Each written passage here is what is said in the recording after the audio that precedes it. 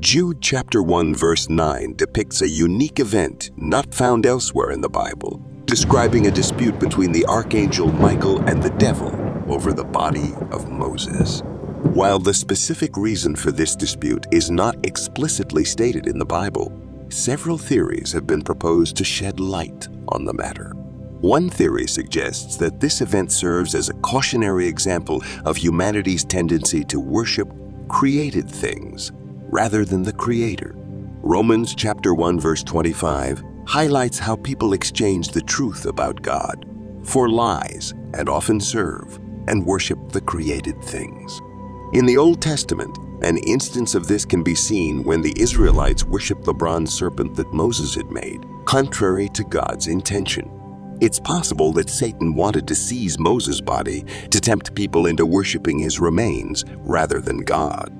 Another theory posits that Satan, known as the accuser in Revelation chapter 12 verse 10, may have resisted Moses being raised to eternal life due to his past sins, particularly his actions at Meribah, which prevented him from entering the Promised Land, or his killing of an Egyptian, as mentioned in Exodus chapter 2. Regarding historical context, it's believed that Jude may have referred to an extra-biblical account known as the Assumption of Moses, which was known to readers in the 1st century, but is now lost.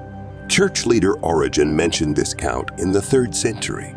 The Assumption of Moses apparently contained the description of Michael and Satan disputing over Moses' body, aligning with the context of Jude, chapter 1, verse 9. It's important to note that the mention of this lost Assumption of Moses does not imply that it was an inspired or canonical book, but rather that it was a known story among Jude's audience.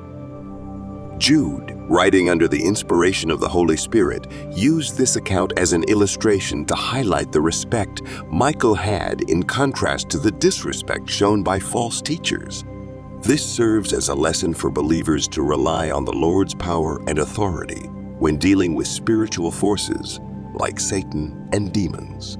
Jude's illustration of Michael and Satan is one of several examples listed in verses 9 to 11. These examples, including Cain's murder of Abel, Balaam's sin, and Korah's rebellion, all reference historical events from the Torah. Jude emphasized these well-known events in Jewish history to address his likely Jewish audience, emphasizing the true teachings of Jesus Christ and the need to avoid false teachings that lead to sin. In essence, Jude's message encourages believers to fully submit their hearts and lives to God, worshiping Him in their words, thoughts, and actions. It calls for a departure from self-centered desires and a commitment to following God's will.